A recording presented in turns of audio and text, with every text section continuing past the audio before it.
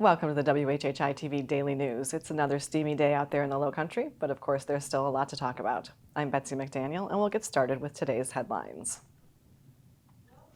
For quite some time, Nikki Haley has not been a big fan of Donald Trump, saying he was not qualified to be president. And she did put up the best opposition to Trump this spring.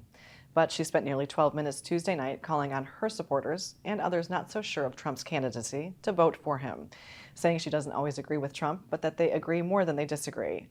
The fact that she spoke at all was news, as she was only received an invitation to the convention this past weekend after the assassination attempt on Trump in an effort to unify the party.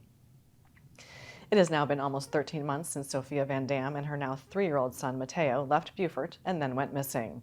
Officers in the upstate say they're making some progress, but still can't find the pair. Sophia is the daughter of Beaufort's Teresa Van Dam. She and Mateo went missing from their Sumter home after returning from a visit to Beaufort.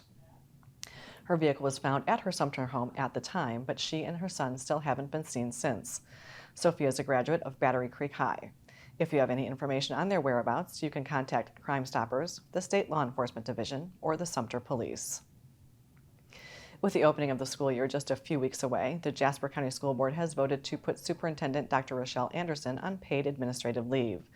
The board also voted to bring in a third party to investigate allegations against Anderson, but they are not elaborating on the reason or reasons for their votes. Anderson has been running Jasper County Schools since 2018, and in 2021 her contract was extended through 2027, although that contract may now be in question. Meanwhile, in Beaufort County School District, the principal shuffle continues. Jamie Allen from Royal Branch Middle School will now become the new principal at Broad River Elementary, and Brantley Wilson, who was an assistant principal at Ladies Island Middle School, will move to replace Allen at Whale Branch Middle. Although affordable housing is often discussed locally, South Carolina has been one of the relatively more affordable states when it comes to housing, when compared to other states in the country. According to the National Low-Income Housing Coalition, South Carolina is the 30th most expensive housing for affordability. But there is a barrier to affording a place to live. Because of the state's $7.25 minimum wage, affording a one-bedroom apartment would currently take 115 hours a week of work. That's nearly 3 full-time jobs, up from 103 hours a week last year. The coalition study also said you need to make over $24 an hour to afford a mid-priced 2-bedroom apartment in South Carolina.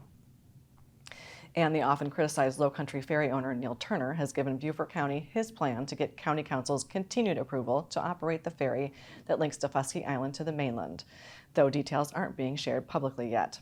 The county said 2 weeks ago that Turner needed to provide a backup ferry boat as part of his contract. He has since met with County Council, but details of that closed-door meeting have not been released. Council Chairman Joe Passament calling it a work in progress. The media sources on your screen will have more on these and other stories, and we would love for you to like us on Facebook and follow us on Instagram at WHHI-TV. And if you have an idea for a news story, we'd love to hear it, so drop us a line at news@WHHITV.com. Well, is it going to stay this hot and steamy out there? Let's take a look at our Lowcountry Crawl Spaces weather with Maria Soden.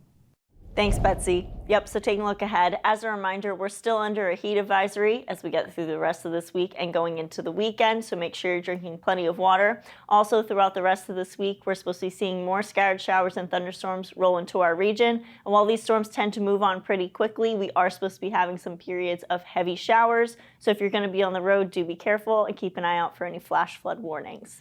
So taking a look at Thursday, it's going to be partly cloudy with heavy thunderstorms and showers scattered throughout the day and going into the evening. Hilton's going to have a high of 91, a low of 78. Bluffton's of a high 92, a low of 77. And Beaufort's of a high 92 and a low of 78.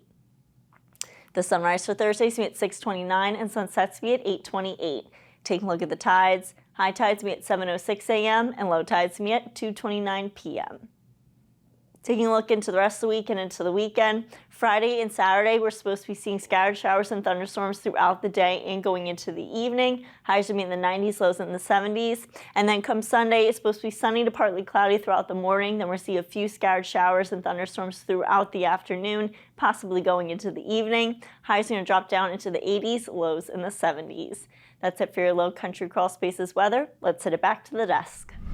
Thanks, Maria. Well, some big changes have happened at Coastal Carolina Hospital. We're going to find out about those after a quick break, so don't go away.